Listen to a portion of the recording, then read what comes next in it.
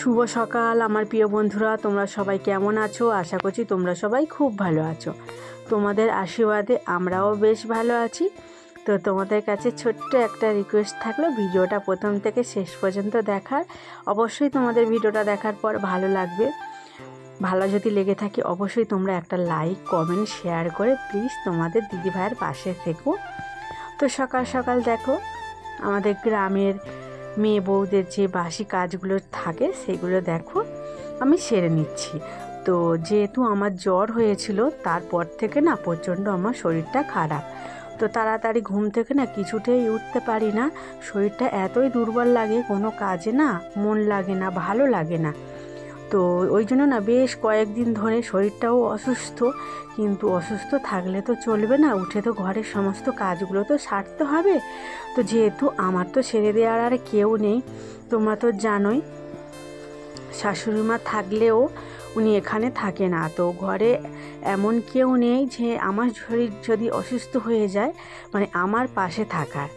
তো সবার শরীর অসুস্থ হলে কিন্তু আমি সবাই সেবা করে থাকি, আর আমার শরীর যদি একদিনও অসুস্থ হয়ে পড়ে না তো আমার দেখার মতো কেউ থাকে না। জ্বর হয়েছিল, জ্বর অবস্থায় উঠে কিন্তু ঘরের সমস্ত কাজ, বাসন মাজা সব কিন্তু আমি নিজেই করেছি। এমনকি কলে থেকে যে এক বোতল জল এনে দেওয়ার পর্যন্ত কেউ লোকই থাকে না।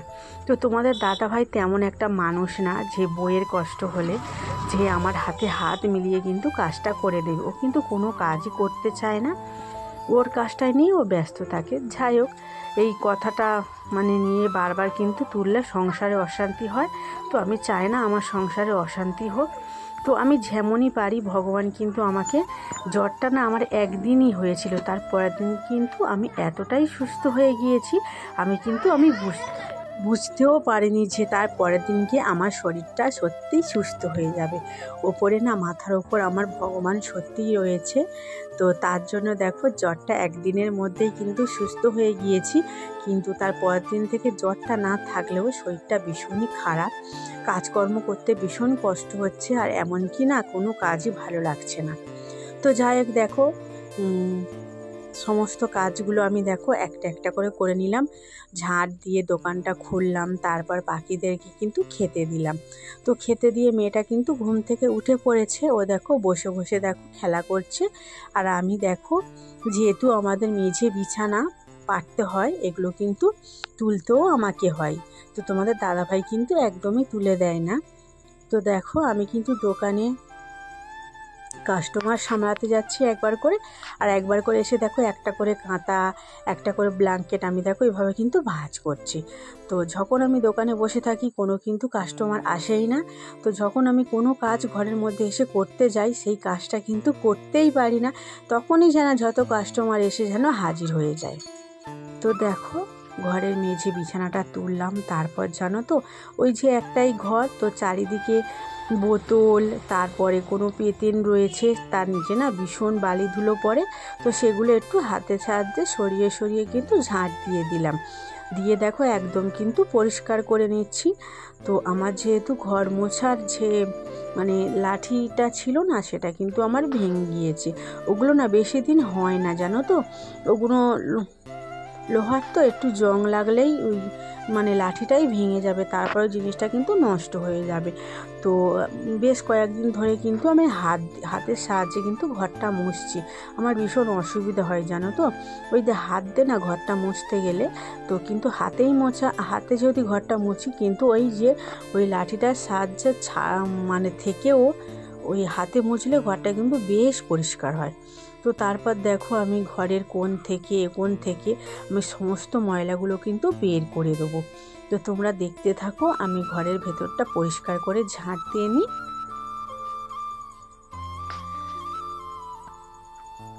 আজকে তোমাদের দাদা ভাই যেহেতু একটু ঘুম থেকেও উঠেছে দেরি করে, তো ফুচকা ভাজতে চলে গিয়েছে তো ওই বাড়িতে। তো জানি না কখন আসবে, মেয়ে তো স্কুলে যাবে। মেয়ে অনেকক্ষণ ধরে উঠেছে, তো দেখো এখনও কিন্তু সোফার মধ্যে বসে রয়েছে। ও অপেক্ষা করে থাকে মা কখন কাজগুলো সারবে, আমাকে কিন্তু ব্রাশটা করিয়ে দেবে। ও কিন্তু নিজের হাতে কিন্তু একদমই ব্রাশ করতে চায় না। যেহেতু দেখো আমাদের সংসারে, অভাবের সংসারে দুজন কিন্তু এভাবেই কিন্তু দুজন দুজনের পাশে থেকে কিন্তু যে কোনো কাজ দুজনকেই কিন্তু বেছে নিতে হবে। তো যেমন তোমাদের দাদা ভাইকে আমি বলেছি তুমি ফুচকার কারবারের দিকে মন দাও, দোকানটা কিন্তু সারাক্ষণ আমিই কিন্তু দেখাশোনা করব। তো কথা যেটা কাজও সেটা কিন্তু করছি, দোকানের সাথে সাথে কিন্তু আমি সংসারের কাজকর্মগুলোও কিন্তু আমি করছি। তো এবার ভেবেছি যে সংসারের যে সমস্ত বাজার হাট লাগে সেই বাজার হাটগুলো আমি নিজের হাতে করার চেষ্টা করব, সপ্তাহে একদিন করে গিয়ে। তো আবার সপ্তাহ শেষ হলে সপ্তাহের বাজার কিন্তু করে নিয়ে আসবো। আমার মেয়ের দাঁতগুলো না কেমন একটা কালো কালো মতো হয়ে গিয়েছে, আর সেই দাঁতের জায়গা থেকে না গর্ত গর্ত হয়ে যাচ্ছে আর ভেঙে যাচ্ছে। তো অনেক কিছু করেছি, তো কিছুতেই কিছু কিন্তু হচ্ছে না। ভালো করে কিন্তু আমি ব্রাশও করিয়ে দিই আমি নিজে, তাও কিন্তু দেখো ওর ওইগুলো কালো কালো কীভাবে যে হয়ে যাচ্ছে তো জানি না। তো এখন থেকে আমি ওর সেন্সোডাইন মাজন এনে দিই, তো সেটাই ব্যবহার করছে। তো কিন্তু এটা মাজার পর বেশ উপকারও পাওয়া যাচ্ছে। তো যে কয়েকটা দাঁতে কালো কালো দাগ হয়েছিল, কিন্তু এই মাজনটা মাজার পর কিন্তু দাগগুলো দেখি উঠে গিয়েছে। তো আবার এক সপ্তাহ মতো না মাজনটা শেষ হয়ে গিয়েছিল, তো মাজনটা আনতে পারিনি, যেহেতু এই মাজনটার দাম 100 টাকা 110 টাকা করে নেয়। তো সবসময় তো আমাদের ঘরে 110 টাকা দিয়ে মাজন কেনা সম্ভব হয় না, তাও একদম ছোট 15 গ্রামের মতো মাজন। তো ও আমার মেয়ে মাঝে বলে ওর মাজনটা 1 মাসের মতো করে আমি চালাই। তো তারপর দেখো মেয়েকে কিন্তু আমি ব্রাশটা করিয়ে মুখটা ধুইয়ে দিলাম। তারপর দোকানের জন্য এনেছিল বাউলি রুটি। তো সেই বাউলি রুটিটা মেয়ে কিন্তু বলছিল মা আমি খাবো, তো ওকে আমি বাউলি রুটিটা দিয়ে দিলাম। ও কিন্তু দেখো খাচ্ছে। আর এদিকে সকালবেলা আমি কলে গিয়েছিলাম, তো কিছু বোতল নিয়ে সেই জলগুলো দেখো আমি বালতিটার মধ্যে করে রেখে দিই। এর ফলে কিন্তু সুবিধা হয় বোতলগুলো নিতে, ব্যাগের মধ্যে রেখে দিলে না অসুবিধা হয়। তো ঘরের মধ্যে জল ভাব হয়, জল পড়ে যায়, আর বালতির মধ্যে রেখে দিলে বেশ সুবিধা হয় জলটা নিতে। তো দেখো আমি ওই যে বারে গিয়েছিলাম, ধূপ মোমবাতি না এই ঝুড়িটার মধ্যে রয়ে গিয়েছিল, অতটা দেখা হয়নি যেহেতু এই কোণের মধ্যে ছিল। ঝাঁট দিতে গিয়ে দেখো খুঁজে বার করলাম। তো তারপর জানো তো কিছু ফল রয়েছে, তো সেই ফলগুলো ভাবলাম প্লাস্টিকে থাকলে তো খারাপ হয়ে যাবে, তো সেই ফলগুলো আমি ঝুড়ির মধ্যে রেখে দেবো। যেহেতু এই ঝুড়িটা কিনেছিলাম কিছুদিন আগে, তো ঝুড়িটা না আমি 20 টাকা দিয়ে কিনেছিলাম, বেশ ঝুড়িটা ভালো হয়েছে। 20 টাকার মধ্যে কয়েকটা ফল মা না কাল রাতে দিয়ে গিয়েছিল, তো সেই ফলগুলো দেখো প্লাস্টিকের থেকে বার করে আমি কিন্তু ঝুড়িটার মধ্যে হাওয়ায় রেখে দেবো, তো বেশ কয়েকটা দিন ভালো থাকবে। আর আমার মেয়ে জানো তো ওই যে একটা লেবু ছিল, সেই লেবুটা জানো তো ছুরি দিয়ে এভাবে দেখো দাগ দিয়ে দিয়েছে, তো লেবুটা খারাপ হয়ে যেতে পারে। তো আমি আজকে বিকেলের দিকে কিন্তু কেটে দেব। তো ফলগুলো রেখে দিলাম, মেয়ে যখন পারবে কিন্তু ফলগুলো একটা করে বের করবে আর ও খাবে। তো চলো ভালো করে ঝুড়িটা না পেতেনির এক সাইডে ছিল না, তো চাপ পড়ে না ঝুড়িটা যেন লাগতেই চায় না, একদিকে না চেপে গিয়েছে। তো তারপরে দেখো আমি ফলগুলো গুছিয়ে রাখলাম। এদিকে দেখো আমি না প্রেশার কুকারে একটু ডালের চালের সিদ্ধ ভাত বসিয়েছি, আর আমি না বুঝতে পারিনি জানো তো জলটা বেশি হয়ে গিয়েছে। তো যেহেতু আমি ব্যবহার তেমন একটা করি না, তো 2-3 দিন হলো প্রেশার কুকারটা কিন্তু ব্যবহার করছি, তো তার জন্য না বুঝতে পারছি না, আস্তে আস্তে কিন্তু আমি শিখে যাব। তো তোমরা যদি প্লিজ কেউ যদি জানো প্রেশার কুকারে চালে ভাতের চালটা কতটা পরিমাণ জল দিতে হয়, তোমরা কিন্তু প্লিজ একটু জানিও তো আমাকে। তো দেখো ভাতটা কিন্তু আমার হয়ে গিয়েছে, মুগের ডাল মুসুরির ডাল ছোটো ছোটো করে আলু দিয়েছিলাম, আর এই ডিমগুলো না আমি আলাদা করে সিদ্ধ করেছিলাম। যেহেতু ডিমের মধ্যে না যখন ডিমটা সিদ্ধ হয় ডিমের মধ্যে না প্রচুর পরিমাণ ময়লা থাকে, তো জলটা দেখবে গাঁজা গাঁজা মতো হয়ে যায়। আমি আলাদা করে কিন্তু সিদ্ধ করে নিয়েছি। তারপর গরম জল করে মেয়েকে কিন্তু স্নানটাও করিয়ে দিয়েছি, আর মেয়েকে দেখো খাইয়ে দিচ্ছি। মেয়ে কিন্তু বলছে ভাতটা কিন্তু খেতে বেশ ভালো লাগছে। ঘি দিইনি, সামান্য খাঁটি সর্ষের তেল ওপর থেকে একটু ছড়িয়ে দিয়েছি ভাতের মধ্যে, আর দিয়ে দেখো ওর ভাতটা আমি খাইয়ে দিচ্ছি। ও না মাস্টার ওই স্কুলে গেলে ওর স্যাররা ওকে প্রতিদিন জিজ্ঞাসা করে তুমি আজকের বাড়ি থেকে কি খেয়ে এসছো।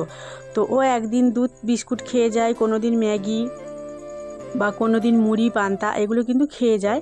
তো আজকে আমি গরম ভাত করে দিয়েছি, ও কিন্তু বলছে মা আজকে আমি স্যারকে গিয়ে বলবো যে আমি ভাত খেয়ে এসেছি। আর কি খেয়ে এসেছি বলো তো? ওকে কিন্তু বলে দিতে হচ্ছিল যে তুমি কি খেয়ে গিয়েছো। তো দেখো তারপর ও একদম রেডি হয়ে গিয়েছে। ওকে কিন্তু দেখো ওর বাবা কিন্তু স্কুলে দিতে চলে যাচ্ছে। আজকে যেহেতু 11টা বাজতে 15 মিনিট বাকি, তোমাদের দাদাভাই কিন্তু ফুচকা ভেজে আস্তে আস্তে দেরি হয়ে গিয়েছে। তো এর জন্য মেয়েটার স্কুলে যেতেও কিন্তু দেরি হয়ে যাচ্ছে।